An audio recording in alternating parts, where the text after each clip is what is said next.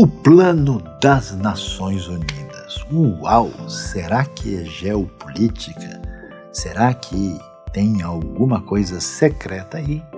Descubra hoje, estudando a Bíblia, no Salmo 67 e vários outros textos, para ver o que Deus tem a dizer sobre esse plano das Nações Unidas, que certamente nos terá muito a dizer. Não se esqueça, se inscreva no nosso canal, divulgue o nosso conteúdo, seja você também mais um parceiro da IBNU, uma comunidade saudável para um mundo melhor.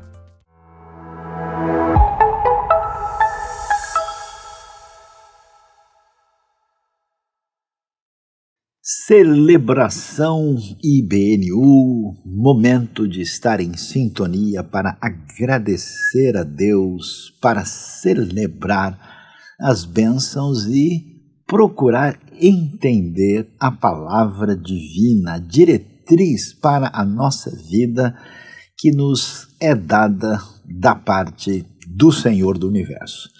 E hoje nós vamos falar a respeito do Plano das Nações Unidas. Uau, que história é essa? Existe Nações Unidas na Bíblia? Em algum lugar se fala sobre isso? Que coisa diferente é essa? Vamos ver. Vamos começar refletindo sobre esse tema, lendo o Salmo de número 67. O texto bíblico diz o seguinte, ele começa, trazendo aí uma introdução litúrgica que diz: para o mestre de música, com instrumento de cordas, um salmo, um cântico. E o texto diz: que Deus tenha misericórdia de nós e nos abençoe, e faça resplandecer o seu rosto sobre nós, para que sejam conhecidos na terra os teus caminhos, a tua salvação entre todas as nações. Louvem-te os povos, ó Deus, louvem-te todos os povos. Exultem e cantem de alegria as nações, pois governas os povos com justiça e guias as nações na terra. Louvem-te os povos, ó Deus, louvem-te todos os povos. Que a terra dê a sua colheita e Deus, o nosso Deus, nos abençoe. Que Deus nos abençoe e o temam todos os confins da terra. Esse tema das nações ou dos povos na experiência humana tem sido um dos temas mais dolorosos, desafiantes e, por que não dizer, problemáticos. Por quê? Porque através dos séculos nós temos visto que a diversidade da realidade humana, com toda essa antropologia multifacetada, tem servido muitas vezes para uma tentativa de diferenciação entre os povos, para tentar dizer que de alguma maneira um grupo étnico, um determinado perfil dito racial, uma determinada cultura, tem de alguma maneira um perfil que representa algum tipo de protagonismo diferenciado em relação aos outros povos. E é interessante a gente ver isso, porque essa discussão ela passa em primeiro lugar pela questão da identidade de cada povo. Afinal de contas, o que é um povo? O que é uma nação? O que é uma etnia? O que é uma cultura? Essas coisas às vezes não são tão claras assim. E então, na tentativa de definir a sua identidade, há muitos elementos que fazem parte desse processo. E é curioso, por exemplo, que a gente tem uma série de nações, que são nações-estados nos dias de hoje, cuja, vamos dizer, existência é bastante recente. Países assim que a gente até parece que reconhece a sua existência por séculos, como a Alemanha e a Itália, só tiveram a sua unificação há 150 anos. Antes não existiam como nações como nós as conhecemos. E é curioso que na história humana, nessa tentativa de definir a sua identidade, cada vez que um povo, por alguma razão, tinha alguma espécie de sucesso econômico, organizacional, político, militar, era comum o surgimento de impérios avassaladores que saíam conquistando, destruindo e escravizando os demais que eram diferentes. Isso é tão grave, tão sério, tão problemático, que nós vemos esse elemento presente até na narrativa bíblica, vemos isso na história antiga e até em tempos modernos, quando nós tivemos o que geralmente descrevemos como um desenvolvimento, um progresso civilizatório. Aí sim nós vemos esse cenário ainda mais problematizado. Mesmo as grandes potências, por exemplo, do continente europeu, a gente conhece a história, né? Desde o século XVI, não só eles continuaram naquilo que sempre foi praticado na Ásia, na África, nas Américas, na própria Europa, eles continuaram a prática de escravidão e caminharam na direção de legitimação dessa postura, até numa defesa explícita do racismo. E esse tipo de comportamento se tornou tão complicado, tão sério, que nós tivemos talvez o desdobramento mais problemático disso quando isso ganhou, entre aspas, uma espécie de legitimidade científica. E isso aconteceu, talvez o ápice desse tipo de movimento nós vimos no nazismo, quando se defendia um extermínio de um grupo étnico, de uma raça, supostamente com base naquilo que teria sido uma chamada pesquisa científica. Então veja que coisa de louco esse negócio. E a gente pergunta, tantas pessoas já me perguntaram, mas por que tem o chinês, o russo, o alemão, o americano, o africano, o ameríndio? Afinal de contas, não era bom se fosse todo mundo mais ou menos a mesma coisa? Pois é. O que é que a gente vai ver na Bíblia?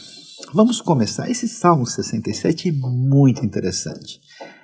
Primeiro, a gente descobre que ele faz parte, né, desse grande inário do Israel antigo, esse inário que foi organizado liturgicamente no pós-exílio, por isso que nós temos esses cabeçalhos introdutórios que têm esse perfil litúrgico. E ele faz parte de um grupo de 4 salmos que estão entremeados em função de temas semelhantes. Então a coisa, na verdade, começa com 65, 66 e vai até o 68. E o que nós vemos aqui chama a atenção.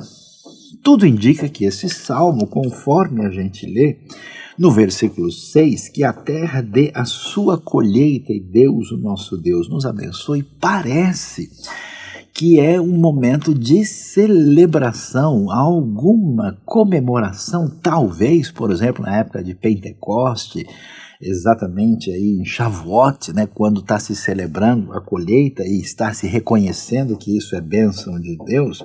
E nós sabemos que também esse salmo liturgicamente está situado em que momento? No momento quando parece estar acontecendo o final de uma celebração litúrgica, de modo que está se solicitando a bênção de Deus. Por isso, é muito interessante ver essa frase, que é uma frase que a gente lembra a partir da bênção sacerdotal que aparece lá em Números capítulo 6. Então, que o Senhor, que Deus tenha misericórdia de nós e nos abençoe e faça resplandecer o seu rosto sobre nós. Quer dizer, é uma linguagem muito bonita, muito especial, essa questão de que a plenitude do agir abençoador de Deus se expressa a nós a partir desse resplandecer do rosto divino. Quer dizer, o rosto divino é a maneira, assim, metafórica de estabelecer essa relação de identidade e proximidade com Deus e de uma maneira ainda mais poética e poderosa, o resplandecer do seu rosto sobre nós. Que coisa extraordinária esse pedido da bênção de Deus. Mas a pergunta que vem para a gente é: vai abençoar? Abençoar por quê? Por que abençoou? Abençoou por quê? O que está envolvido nisso?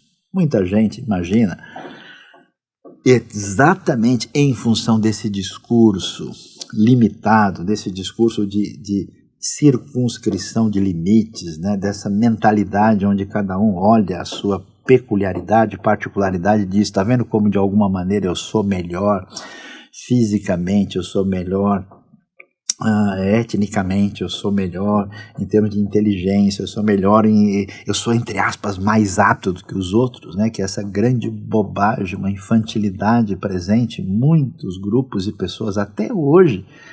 É interessante que esse tipo de coisa poderia atingir a comunidade do povo de Deus. Aliás, muitas vezes você vê esse tipo de percepção indevida no antigo Israel e até mesmo na comunidade dos que se afirmam ser discípulos de Jesus, que sem entender muito bem a razão da bênção, eles imaginam: olha, a gente é mais legal do que os outros, por isso que Deus está querendo fazer coisas boas para a gente. Deus já tinha avisado Israel: olha, vocês não foram abençoados por razão nenhuma, vocês na verdade eram o menor dos povos, não havia nenhum currículo suficiente para que eu pudesse fazer qualquer coisa em favor de vocês, porque vocês eram especiais. Por isso o texto vai numa direção inesperada. Quando a gente lê, né, e vê aí essa bênção: puxa, Deus cuidou de nós, a colheita vai chegar, vai dar certo, a luz do seu rosto vai resplandecer. Para quê? Para que sejam, atenção, conhecidos na terra os teus caminhos, a tua salvação entre todas as nações. Você viu bem que coisa interessante? Então a gente começa a pensar que a razão de ser da bênção, ela é fundamentalmente missiológica.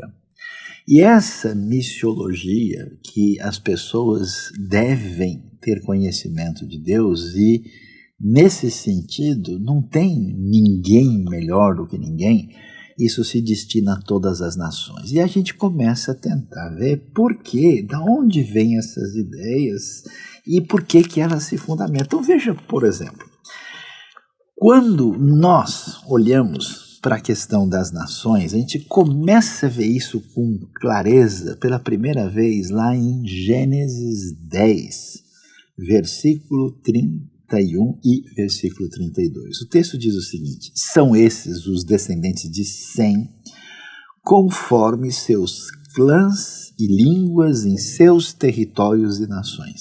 São esses os clãs dos filhos de Noé, distribuído em suas nações conforme a história da sua descendência. A partir deles os povos se dispersaram pela terra depois do dilúvio.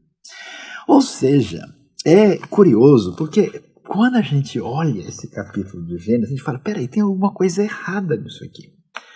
Porque no capítulo 11 é que tem a história da confusão das línguas, da Torre de Babel. Mas, curiosamente, capítulo 10 já fala da existência de clãs e línguas em seus territórios e nações. E é interessante que essa aparente inversão indevida do texto bíblico, ela é muito valiosa e importante. Por quê? Porque o capítulo 11 quer mostrar para nós que o problema não é exatamente a diversidade de pessoas. A diversidade de pessoas, ela existe já a partir daquilo que Deus fez na sua criação tão diversificada e multifacetada. Os descendentes de Adão e Eva ou de Noé claramente vão dar origem a grupos diversificados dos seres humanos. Então existe uma unidade, uma diversidade. É importante ressaltar isso para dizer que, no final das contas, por mais que sejam distintos, no final todos os homens são irmãos biologicamente, o que a nossa, inclusive, análise biológica vai confirmar. E a razão por que isso aparece antes é para que ninguém pudesse imaginar que só existe diversidade antropológica por causa do problema de Babel. Ela aparece antes.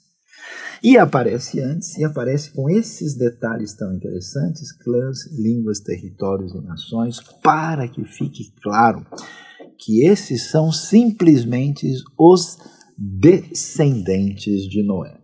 Para reforçar essa ideia muito valiosa e interessante, a gente ainda vai observar textos que chamam a nossa atenção e que aparecem na Bíblia e que a gente talvez olhando assim, né, não observa, né, a realidade que a diversidade antropológica do mundo é resultado da criatividade extraordinária da parte de Deus. Por que isso é tão importante? Porque a gente entende que, no final das contas, todos temos uma mesma origem. No final das contas, nós temos essa realidade de fraternidade entre os povos. E, no final das contas, não existe nenhuma razão que justifique qualquer tipo de opressão e maltratamento sobre os outros em função disso. De forma que a gente lê um texto assim como Deuteronômio 32, né, que a gente talvez poderia entender, né, a eleição de Israel, o agir divino na Igreja de Cristo de maneira equivocada. Olha que coisa interessante, o Deuteronômio 32, 18, que diz o seguinte: quando o Altíssimo deu às nações a sua herança, quando dividiu toda a humanidade, estabeleceu fronteiras para os povos de acordo com o número dos filhos de Israel. Estabeleceram para os israelitas uma conexão, dizendo que o Deus que agiu na história de Israel é o Deus que também dividiu toda a humanidade e estabeleceu fronteiras para os povos. Em conexão com isso, nós vamos ver o texto de Atos, capítulo 17, de uma maneira extraordinária, e é muito interessante ler esse texto, por quê? Porque nesse texto Paulo está exatamente falando num ambiente grego, ele que é judeu, agora ali em Atenas, no Areópago, falando da salvação universal, Paulo vai chegar e dizer, em Atos 17, a partir do verso 26, ele diz: de um só Deus fez todos os povos para que povoassem toda a terra, tendo determinados tempos anteriormente estabelecidos e os lugares exatos em que deveriam habitar. Deus fez isso para que os homens o buscassem e talvez tateando pudessem encontrá-lo, embora não esteja longe de cada um de nós. Olha que coisa extraordinária.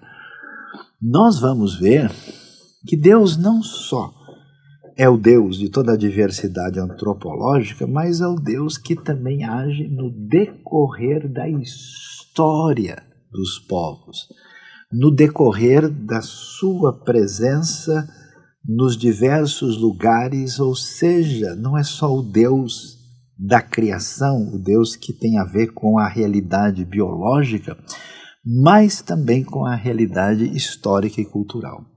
Por isso é muito interessante e valioso a gente observar que todas as culturas refletem essa realidade que tem a ver com o Deus da criação e com o Deus da história. Num pensamento egocêntrico e limitado, é natural que qualquer grupo, para, vamos assim dizer, se valorizar, venha sempre imaginar que o nosso grupo é mais legal do que o dos outros. Aliás, já ouviu alguém falar assim, por exemplo, que Deus é brasileiro, né? Quem foi que inventou um negócio desse? Então a gente, né, que já é exatamente uma mistura, tem todo tipo de gente na formação do nosso povo, tem a coragem de dizer um negócio desse. Imagine só os outros. Então, diante disso, nós vamos entrando num caminho tão interessante que vale a pena a gente observar. Porque veja aqui como é interessante o que Atos 17 diz.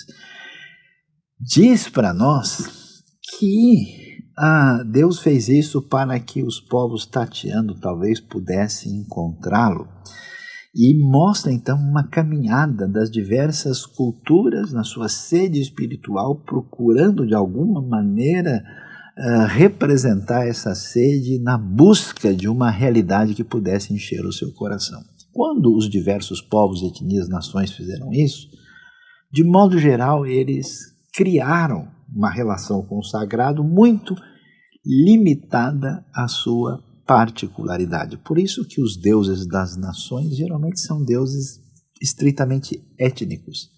São deuses, às vezes, geograficamente limitados. São deuses que têm uma aparência palpável que tem a ver com a realidade cultural daqueles que criaram essa divindade. Exatamente porque o Deus que se revela a Israel não é meramente um Deus étnico, é um Deus acima do tempo e do espaço, é esse Deus transcendente, um Deus que não se configura nas limitações humanas e se revela a nós. Exatamente porque Deus é assim, é que o caminho do texto bíblico é um caminho de um plano divino para as Nações Unidas. Que coisa interessante e extraordinária, e a gente vai ver como é que o texto vai nessa direção. Por isso, no Salmo 67, que o objetivo é que sejam conhecidos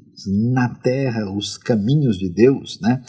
É bem interessante que ele começa o primeiro versículo na terceira pessoa, mostrando um desejo, e no segundo ele faz uma oração direta a Deus, que a tua salvação e os teus caminhos sejam conhecidos entre as nações, e ele vai para um passo adiante, convidando as nações para reconhecer a Deus por meio de louvor e adoração. Louvem-te os povos a Deus, louvem-te todos os povos, exultem e cantem de alegria as nações, pois governa os povos com justiça, guia as nações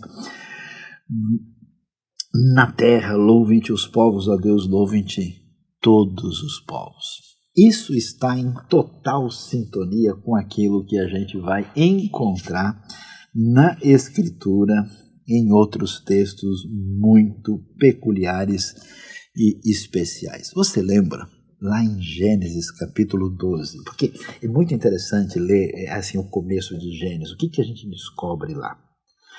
A situação do ser humano se mostrou irremediável, ou seja, é uma queda depois da outra.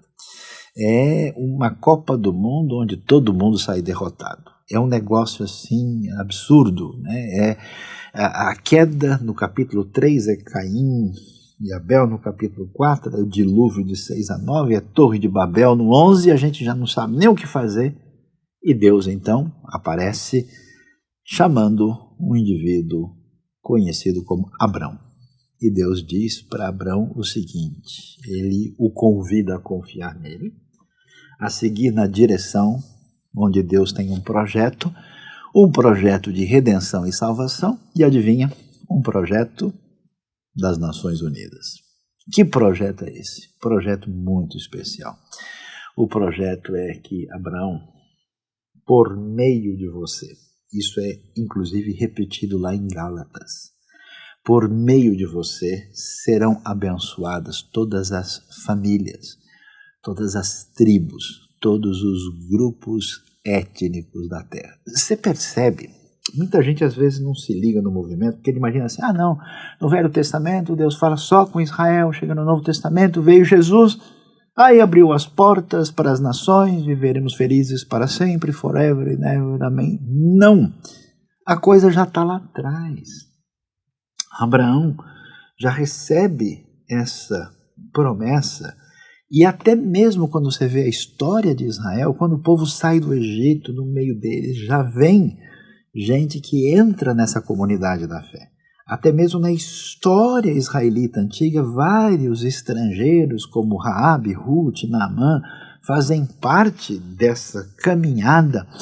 E a gente vê que esse florescer dessa ação de Deus na história israelita que transborda para as nações, vai se tornando tão poderoso, tão extraordinário, que com a vinda do Rei das Nações, do Messias, isso de fato vai se expandir por toda a parte. Essa bênção indica que não só Deus está por trás da criação da diversidade antropológica das pessoas, desse mundo, dessa grandiosidade da experiência e realidade humana. Deus está por trás da história dos povos e Deus está por trás do grande projeto de salvação das nações. Impressionante.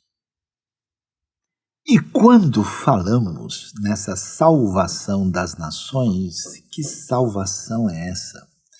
Nós vamos ver claramente que a palavra divina traz uma reprovação às nações. Não porque são nações ou outros povos, simplesmente por causa do seu desvio, do seu afastamento, do seu caminho de distanciamento de Deus. E, aliás, não é um caminho somente das nações. O próprio povo de Israel também se deixa levar por uma relação de distanciamento e ruptura em relação a Deus. Então, nesse sentido, aparecem tantas vezes, a gente precisa observar isso, porque tantas vezes Deus está falando de maneira pesada dos babilônios, dos assírios e falando dos filisteus. Parece que Deus está bravo com todos os povos da terra. Num certo sentido, está mesmo. Por causa de tanta maldade e injustiça, mas a salvação chegou. E como essa salvação chega? Ela chega com uma grande promessa.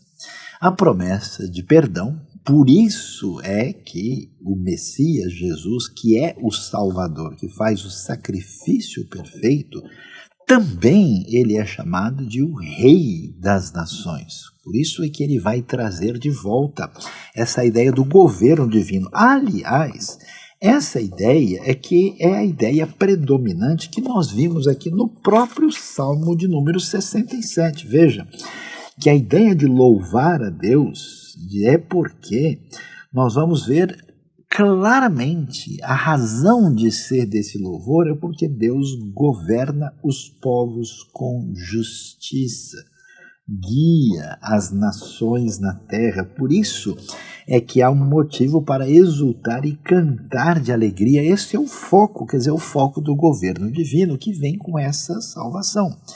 E um dos problemas mais sérios dessa falta de salvação é o conflito entre os povos. Por isso que é interessante a grande visão assim do triunfo do reino de Deus é o fim da guerra, como você vê em Isaías capítulo 2, né, quando ali nós vemos as espadas transformadas em arado, né? Você vê as armas de guerra que agora não vão ter mais necessidade, né? Os povos virão a Sião aprender a lei divina, e isso é tão interessante porque essa distinção que a gente lê e não entende, por que o israelita ficava de um lado e os outros povos do outro, não era uma divisão étnica, não era um mero tribalismo, não era uma separação fundamentada em conceitos que muita gente tem hoje.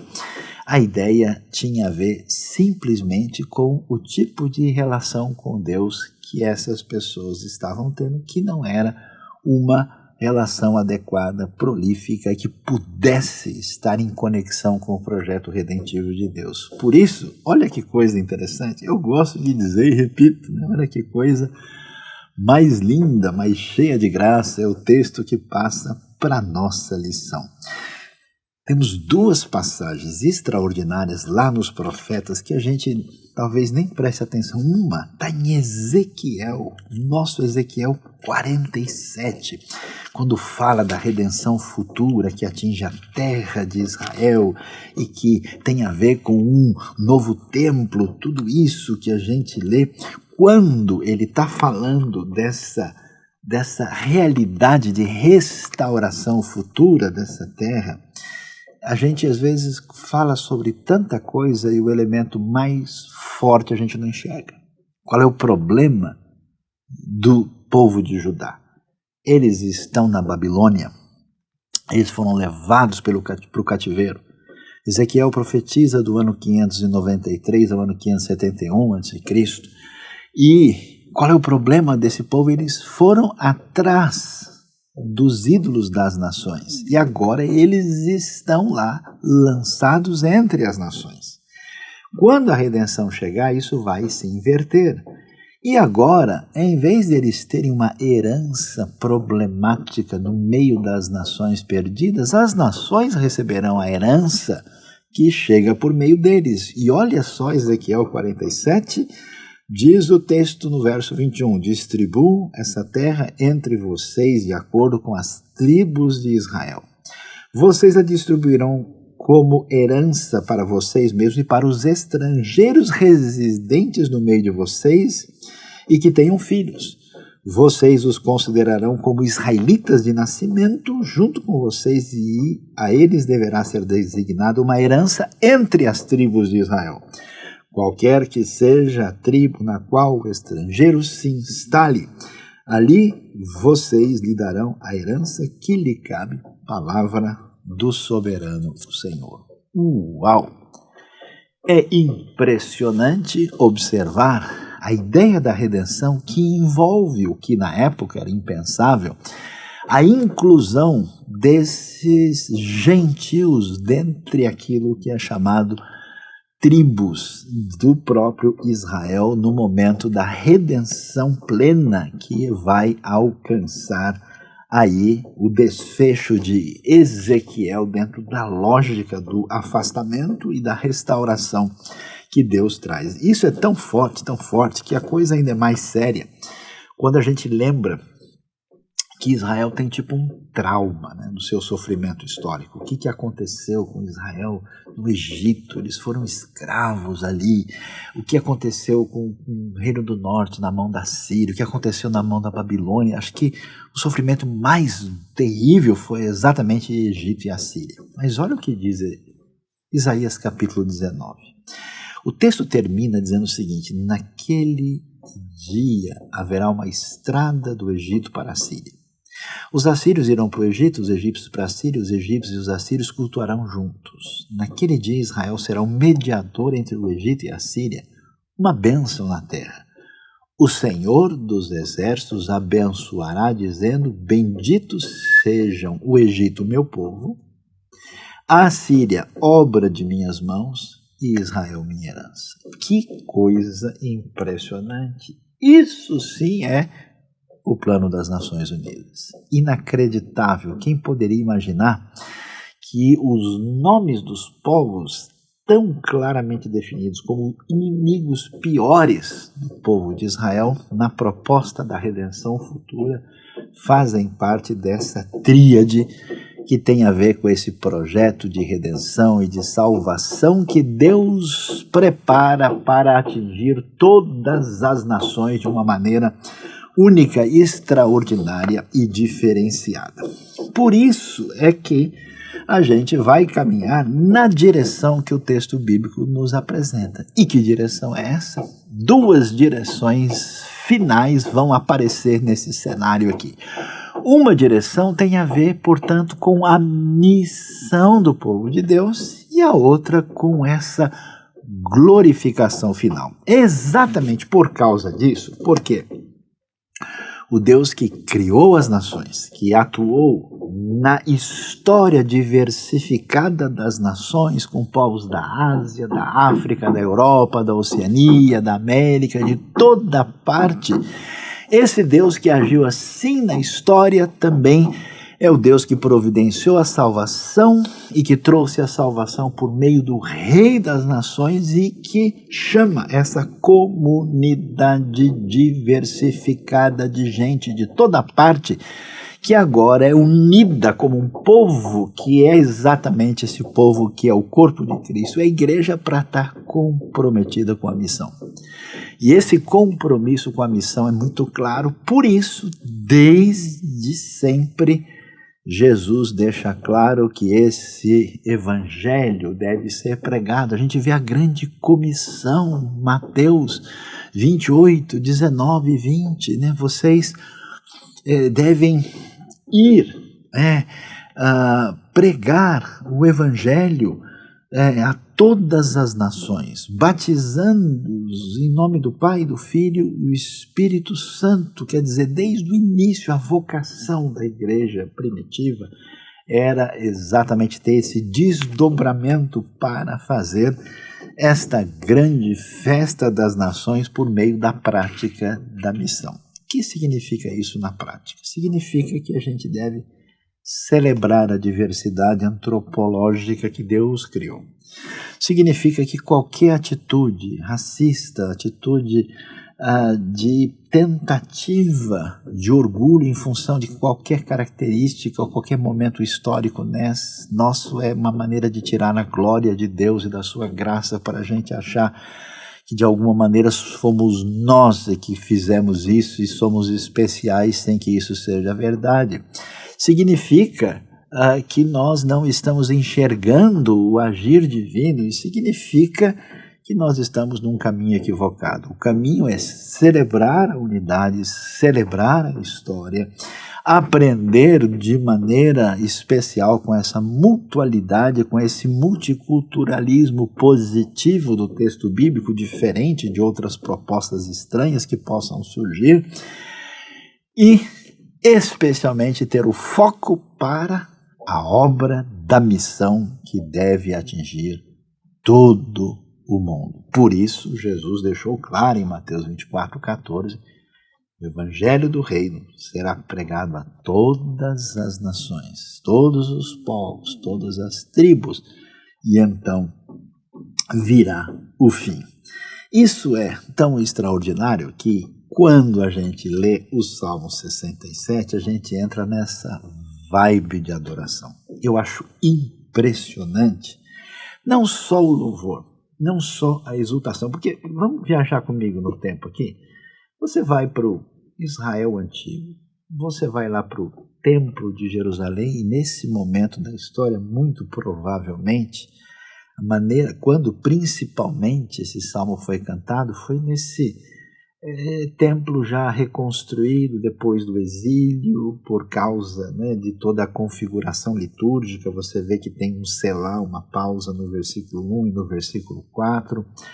E aí esse pessoal, nesse lugar tão pequenino, nessa limitada Jerusalém, depois de tudo que eles passaram, estarem ali cantando coisa do tipo louvem-te os povos, ó Deus. Claro que isso evoca uma época salomônica, mas mesmo assim, Salomão é café pequeno diante da realidade do grande mundo que nós temos. Como assim louvem-te os povos? E não é só o louvor e adoração, mas é o grau de exultação. É uma celebração tão forte que é exultem e cantem de alegria as nações. Num certo sentido, esse salmo evoca uma realidade que celebra esse domínio, essa realeza divina que aparece com tanta força, por exemplo, entre os salmos 93 e 99, e a gente vai ver que isso tem plena sintonia teológica com o que vai aparecer lá na frente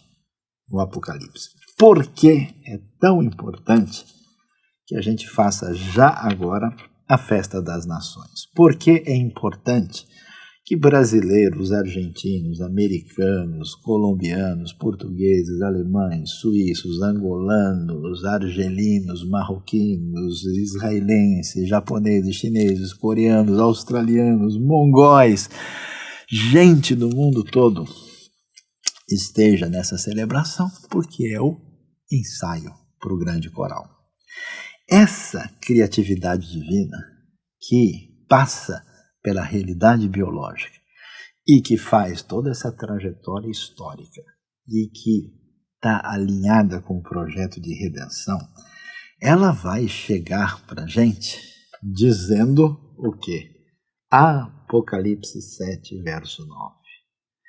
Depois disso olhei, e diante de mim estava uma grande multidão, que ninguém podia contar, de todas as nações, tribos, povos e línguas em pé diante do trono e do Cordeiro, com vestes brancas e segurando palmas, e clamavam em alta voz: a salvação pertence ao nosso Deus, que se assenta no trono e ao Cordeiro. A grande multidão de todas as nações, tribos, povos e línguas em pé diante do trono e do Cordeiro. A redenção que atinge gente de toda parte. E é tão impressionante.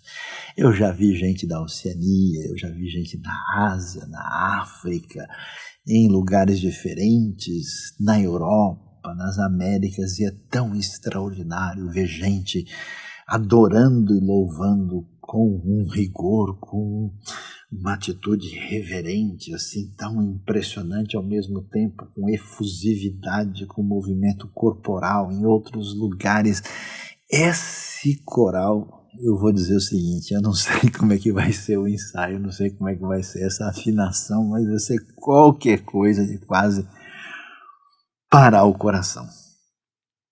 E, finalmente, em Apocalipse capítulo 15, quando a gente vê essa vitória final, por que ela é feita, a gente lembra aí, já que a gente está lá lembrando do que Deus fez no Antigo Testamento e o seu triunfo pleno no Novo, os remidos cantavam o cântico de Moisés, servo de Deus, e o cântico do Cordeiro, dizendo: grandes e maravilhosas são as tuas obras, Senhor Todo-Poderoso, justos e verdadeiros são os teus caminhos, ó Rei das nações. Quem não te temerá, ó Senhor? Quem não glorificará o teu nome? Pois tu somente és santo. E aí sim, todas as nações virão à tua presença e te adorarão, pois os teus atos de justiça se tornaram manifestos. Eu não sei como vai ser isso, mas eu não paro de pensar e até mesmo sonhar que tipo de experiência será essa, que não só nos atingirá tão profundamente no nível individual, no nível dessa grande comunidade, dessa criação extraordinária da parte de Deus, que é o ser humano feito à sua imagem e semelhança, com toda essa rica diversidade diante do Senhor do Universo. Eu nem sei o que dizer, nem sei como expressar o que fazer enquanto a gente está aqui a esperar. O que a gente pode dizer é que a vitória final da redenção, que atinge toda a nação, porque a justiça e a salvação chegaram na sua plenitude. Louvado seja para todo sempre o Rei das Nações, o triunfo final do Senhor do Universo com o seu grande plano das Nações Unidas.